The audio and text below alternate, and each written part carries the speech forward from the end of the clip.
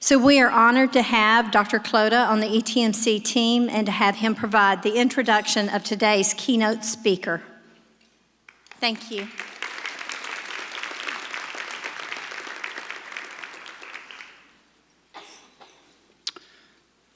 Thank you, Diane, for that very kind introduction. I'm pleased today to introduce to you Damini Morah, a board-certified genetic counselor and the oncology regional medical specialist for Texas at Myriad Genetics. She obtained her BS degree in biology and a minor in genetics from North Carolina State University in Raleigh, North Carolina. She then achieved her master's degree in genetic counseling from Howard University in Washington, D.C. She is a member of national and state societies of genetic counselors and previously worked in Lubbock, Texas, where she was a cancer genetics counselor and program coordinator of the Hereditary Cancer Genetics Program. She now resides in Dallas and collaborates with community cancer centers across the state of Texas. We are very fortunate to have Damini here with us today, and please join me in welcoming her.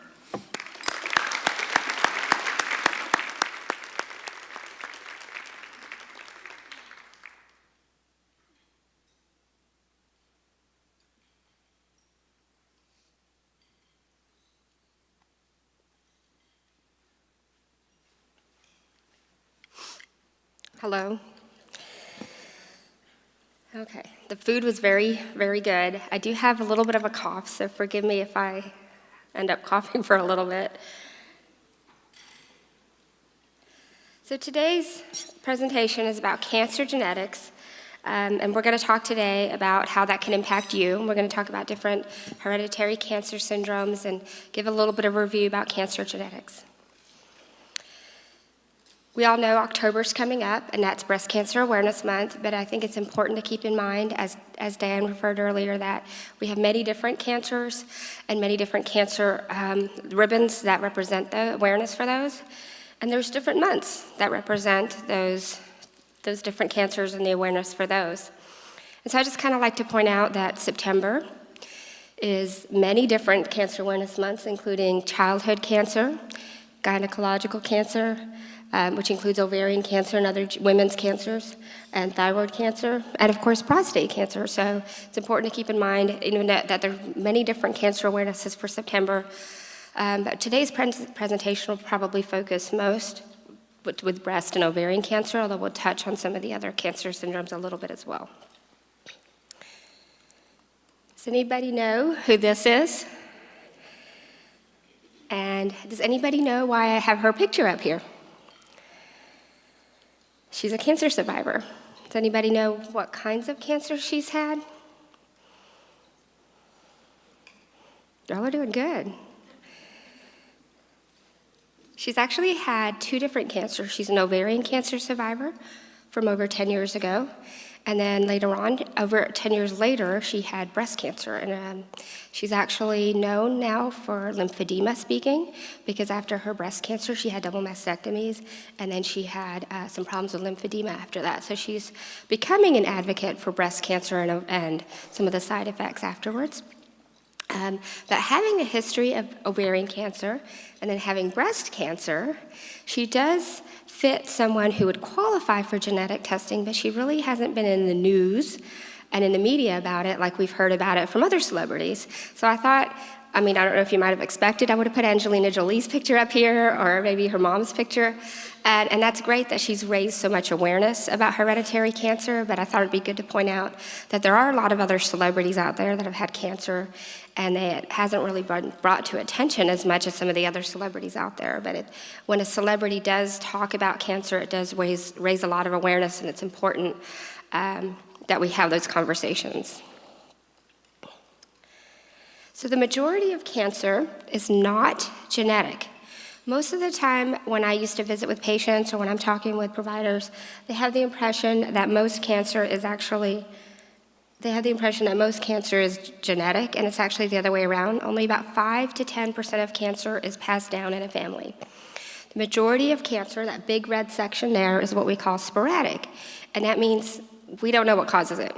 It's caused by a combination of factors over your lifetime, little genetic changes, maybe just environmental things, and a little bit bigger percentage there is caused by what we call familial, meaning probably a combination of hereditary factors with environmental factors, maybe hormonal factors over time and different things we're exposed to. And only about 10% of cancer is what we call hereditary, and we're going to focus on that, and we also call that genetic, so we use those words interchangeably. These are some of the numbers, and we referred to those, Diane referred to these earlier, and it's important to keep in mind, breast cancer is very prevalent, and it causes a lot of cancer deaths, but as she mentioned earlier, ovarian cancer is often caught late, and unfortunately, it's caught so late that people don't always survive it as well. And then uterine and colon cancer, those are the 4 cancers we focus on the most when we're talking about hereditary cancer, even though lung cancer causes the most cancer deaths. There's not any, for the most part, we don't know that that's even something that's hereditary. So when we're talking about these numbers here, we can see that hereditary cancer represents about 10%. So of those 249,000 women that are diagnosed, women and men that are diagnosed with breast cancer, about almost 25,000 of those are going to be hereditary cases. So it's important to keep in mind, even though that's not a majority of it, it does impact a lot of lives. And when we're talking about ovarian cancer, it's over 5,000, and then similar numbers for uterine, and then for colon, almost 10,000. This is just a slide showing how all the different cancers we see in women. And you can see that breast cancer is about a quarter of all the different cancers we see in women. And there's some of those gynecological cancers are there, colon cancer is up there. Breast cancer does get a lot of attention, but there's many other cancers that are diagnosed in women as well. So what do we look for? What are we worried, or how do we know when cancer can look hereditary or when it could be genetic? We can see that cancers are diagnosed at young ages. So somebody might be diagnosed with breast cancer in her 40s, and she might not have any other family history. She might not have a lot of other relatives, but she herself being diagnosed with breast cancer that young would make her eligible for genetic testing. And that's typically because when we see a woman diagnosed with cancer later on in life, it's much less likely to be hereditary. So when cancer is younger, it's more likely to be genetic. And when we see that somebody has a rare cancer, so ovarian cancer is a little more rare, male breast cancer is more rare, I think we have sarcoma listed here. So when we see something that's not as common, we are concerned that can be genetic. And we also get concerned when there's multiple cancers.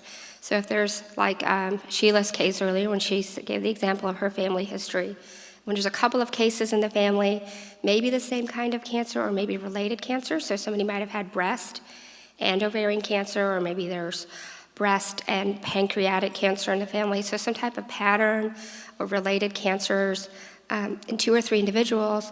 But like the doctor said, they should be on the same side of the family and probably not on opposite sides of the family. So if we have a grandma with cancer on one side, but then we have an aunt with cancer on the other side, we can't add those things together. A lot of us tend to do that when we're thinking about cancer, and we think of what's going on mom's side and what's going on dad's side, and we add 1 and 2 and 1 and 1 and we get 2, and it's probably not the best thing to do that. All cancer is genetic. So a little while ago I told you only 10% of cancer is genetic, but now I'm telling you that all cancer is genetic. So what I mean by that is that it has a genetic cause, as in the mutations that just accumulate over time in a cell, but not something that's hereditary. When cancer is hereditary, there's a genetic mutation in all the cells of the body. And when cancer just starts, it starts out as a genetic change in one cell, and then it spreads. And we're going to give some examples of the different kinds of genetic testing that we offered, and how that's different as far as hereditary testing versus not. A little bit of background about what a gene is. It goes back to high school biology probably, but there's an example of a woman, and in our bodies we have 23 pairs of chromosomes, and our chromosomes contain our genes. And the function of a gene is to be made into a protein, and the protein is what actually does the function in that cell. So we have genes that determine, you've heard of, our genes determine our eye color and our hair color, and they're basically like a blueprint for our bodies and how everything's done in our body. And so if there's a mistake in a gene, or what we call a mutation, then that gene cannot make a protein, or it makes a damaged protein, so it can't do what it's supposed to do. And then on the left, we have an example of a normal gene, and it's making a normal protein. So we're talking about genetic testing for hereditary cancer, and we're looking at genes like BRCA1 or BRCA2, or what we call BRCA genes. Those are actually good genes that are making good, healthy proteins for us that are actually protecting us from getting cancer. So when we're doing genetic testing, what we're looking for is not whether somebody has the gene or doesn't have the gene. We're looking to see if they have a mutation in a gene. So we're reading the code of the gene and looking to see if there's an abnormality or mutation. These are some of the genes we test for, and it looks like a lot. This is a very busy list, and it's not something you'd have to memorize. But if you do end up getting genetic testing, it is something that your provider will go over with you, whether it's your nurse or your doctor, whoever's involved in your care. They'd be going over this information and maybe giving you some written materials that might have some of this. But the important thing to keep in mind is that we go beyond BRCA1 and 2 testing now. We can look and we can test for many different genes. The test that we offer now at Myriad has 28 different genes that we test for, and a majority of these or a good chunk of them are breast cancer genes. As you can see in the very first column there, those are all the breast cancer genes. And then a bunch of them are also colon cancer genes. There's a lot of dots in that third column. And there's also many dots in that second column that those genes cause breast and ovarian cancer, like BRCA1 and 2 do. So you can see when we're doing testing, we're going beyond BRCA1 and 2. Sheila gave the example of the BARD1 gene. There's a group of genes on the third row. Those are called Lynch genes, and that's named after one of the physicians who helped find out what those genes belong to, and it causes hereditary colon cancer. But having that also increases the risk for endometrial cancer. So you can also see knowing one thing can give you information about other types of cancer risks as well. A little more background. We're not going to give a full genetics lesson, but this is some of the information that can be helpful when understanding about how this is passed on. So when genes are inherited, they're passed on from both parents. You get half of your genes from your mom and half of your genes from your dad. So if somebody has a mutation on a gene, and in this example, let's say if the mutation is coming from mom, that's that little dot up there, and there's a 50-50 chance, is she going to pass on the normal one or the changed one? Sorry, that's this right here. Mom has the mutation, is she passing on her normal one or changed one? So having 4 children, it's a 50-50 chance what gets passed on. So let's say she passes on the red one, the mutated one, to 2 kids, but the other 2 get the pink one. And then from dad, his genes aren't mutated for that particular gene, and you can see he passes on either the blue, the dark blue, or the light blue, it doesn't matter.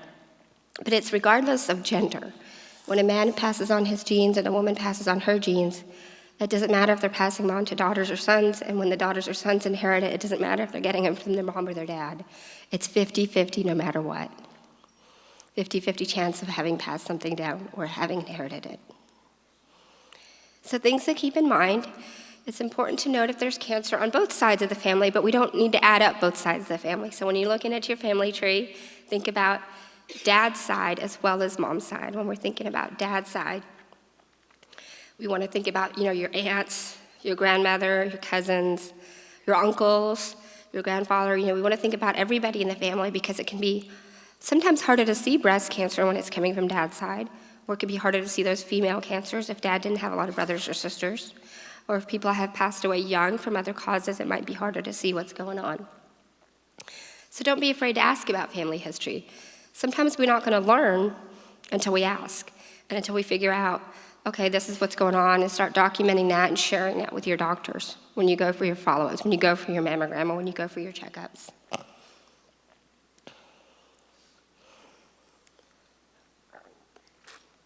So talk to your doctors, talk to your providers. Guidelines can change over time. There was a time when, for example, triple-negative breast cancer is a specific type of breast cancer, and when that's under 60, insurance pays for genetic testing. But there was a time when insurance didn't pay for that at all, but based on that type of breast cancer, or you had to be just 45 or younger with any kind of breast cancer. So our guidelines change over time.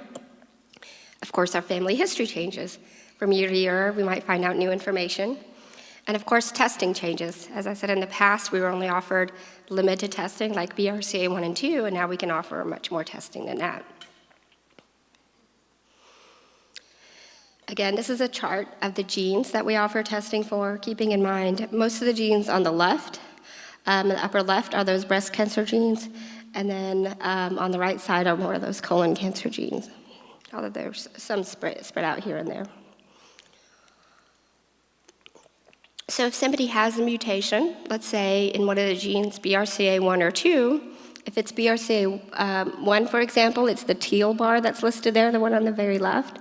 And if it's BRCA1, if it's BRCA2, it's the red one. So you can see the different risks associated. So the reason it's helpful to know if somebody has a mutation is because if they test positive for BRCA1, the risk to get breast cancer in their lifetime up to age 70 is almost 87%. And that's a lot higher than the general population, which is about 12%. So knowing if you're 12% versus 87% can make a big difference to some of the options that Dr. Clota was talking about earlier as far as increased screening, or in the video that they talked about, increased screening versus chemo prevention or even surgery. And then, of course, there's an increased risk for ovarian cancer, up to 63% with BRCA1, but it goes beyond that with BRCA2 especially. There's other risks for other cancers. So when you're meeting with your provider, these are all things that are talked about.